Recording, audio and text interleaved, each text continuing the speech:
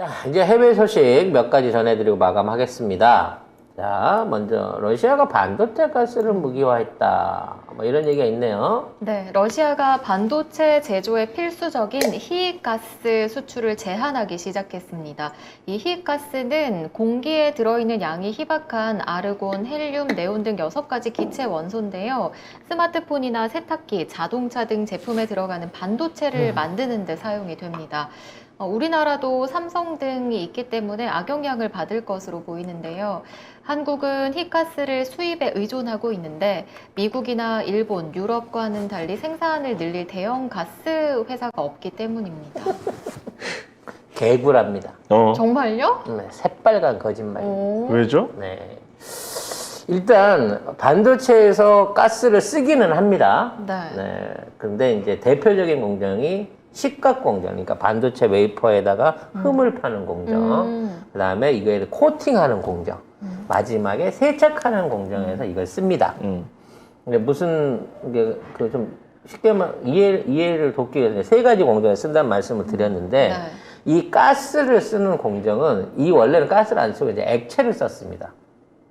그러니까 우리 이제 그 일본하고 문제가 됐었던 그 불화수소 뭐 이런 것들, 그러니까 이 불화수소 이런 것들이 똑같은 식각으로 들어가는 건데 예전에는 이제 이런 산으로 갖고 녹여내 갖고 그 반도체 안에 주름을 팠는데 요걸 이제 좀 더 정밀하게 파기 위해서, 세밀하게 파기 위해서 가스를 쓰는 거예요. 그러니까 이제 물 분자하고 가스 분자는 크기 자체가 다르잖아요. 네. 그렇게 되니까 좀 더 세밀한 공정이 가능하겠죠. 그러니까 지금 있는 상황에서 가스를 쓰는 공정들은 우리가 알고 있는 일반적인 생활 반도체에 들어가는 수준이 아닙니다. 그러면요? 5나노 미만의 매우 첨단화되어 있는 소재에 들어가는 가스들을 쓸 때 이런 식각용 가스나 이것들을 예전에 액체로 쓰던 것들을 가스로 바꿔 쓴다는 거죠. 그게 세척 부분, 코팅 부분, 식각 부분 세 부분에 주로 들어가는데 예전에는 이걸 액체로 다 대체를 하던 것들이야. 근데 이걸 정밀화하기 위해서 가스로 전환을 하고 있어요. 품질 이제 완성률을 높이고 불량률을 떨어뜨리고 좀 더 정밀 가공을 하고 있어서 그래서 당장에 이제 가스가 없다고 하더라도 우리가 흔히 쓰고 있는 10나노 이상 25나노 사이의 대중적인 반도체 일반적인 전자제품이나 이런 데 들어가는 데는 크게 영향이 없고 액체로 하면 되니까. 액체로 하던 공정을 하면 되니까 그걸 갖다가 정밀 가공을 하는 초나노 공법을 쓰는 데서는 이게 좀 필요를 하겠죠.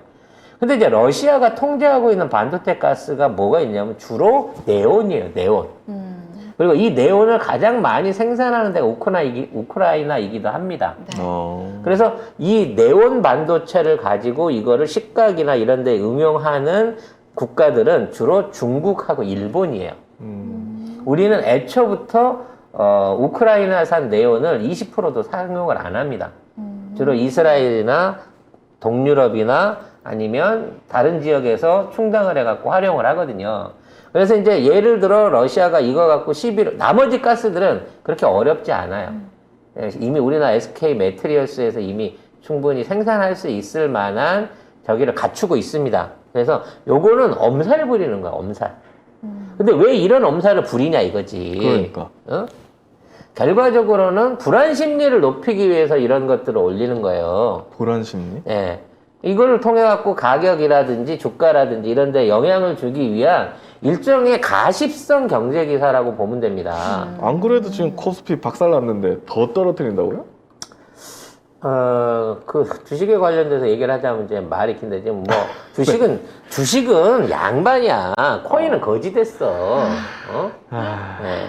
근데 이러한 지금 그 대체 자산들이 계속해서 쏟아지고 있는 이유는 현찰을 들고 있기에도 불안한 데다가 계속해서 인플레이션이 가속화되면서 돈의 가치가 떨어지다 보니까 뭐에다 투자해야 될지를 모르는 거예요. 그러다 보니까 안정적 투자 자산인 금이라든지 이런 좀 황금성이 보장되는 자산으로 막 넘어가고 있는 단계라는 거지.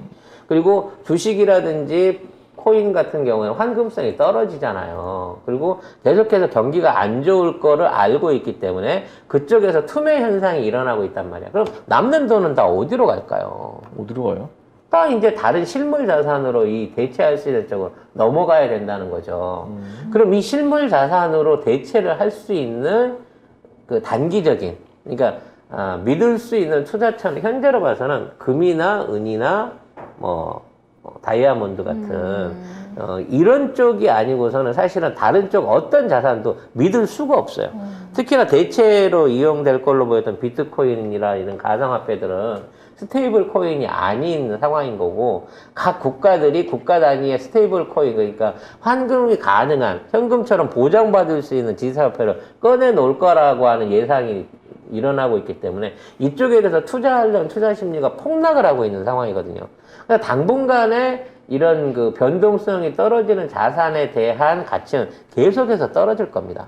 오히려 장기성 국채라든지 금이라든지 원자재라든지 이런 쪽에 대한 그 펀드라든지 그 실물들이 실질적으로 다 각광을 받을 거예요. 그래서 현재 세계적으로 가장 강세를 띠고 있는 화폐 자산이 러시아 돈이란 말이에요.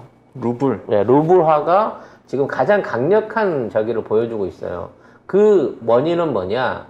루블화는 금으로 바꿔줄 수 있다라고 하는 러시아 연방은행의 발표가 있었거든요. 그 얘기는 뭐냐?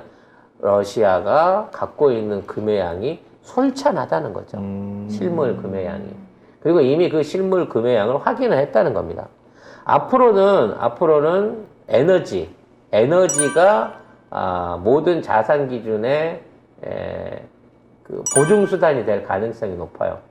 그러니까 예전에도 그러니까 페트로 달러라 갖고 중동의 석유가 그 역할을 대신하긴 했었는데, 이제는 예전처럼 미국이 독점하는 관계가 아닌 에너지를 보유하는 국가가 발행하는 현금이나 또는 현금 자산이나 어떤 그쪽에 관련돼 있는 디지털 화폐들이 앞으로 안정적인 투자 수단으로 전환될 가능성이 높다는 겁니다. 그래서 지금 미국을 대항하기 위해서 러시아, 중국, 인도가 합쳐가지고 지금 이와 같은 일종의 새로운 경제 동맹을 맺어가고 있는 거예요. 그 과정 중에 러시아 반도체 가스 얘기가 나오는데, 이거는 사실 중국이나 일본 입장에서는 굉장히 큰 위협일 수 있습니다만, 중국하고 러시아는 관계가 좋기 때문에 위협받을 염려가 덜하고요. 일본이 아마 여기에 가장 큰 피해자가 될 가능성이 높습니다. 우리나라는 거기에 대한 위험은 어느 정도 내려놨다고 보셔도 돼요. 수급 상황으로 봤을 때. 근데 이 기사를 이렇게 쓰는 건 뭐냐?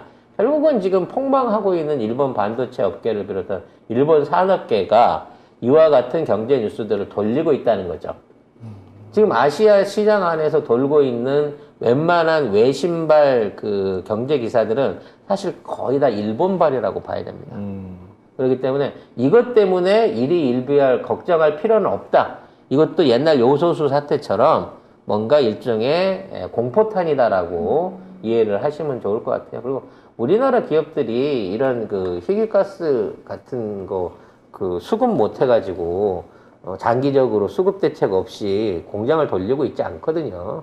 일본이랑 있었을 때도 너무나 쉽게 이겨냈던 바가 있고 거기에 대한 교훈이 있기 때문에 전부 그 다중화되어 있는 쪽에서 수입 루트들을 다 열어놓고 있습니다. 그러니까 이런 문제는 걱정 안 하셔도 될 기사다라고 봐지네요.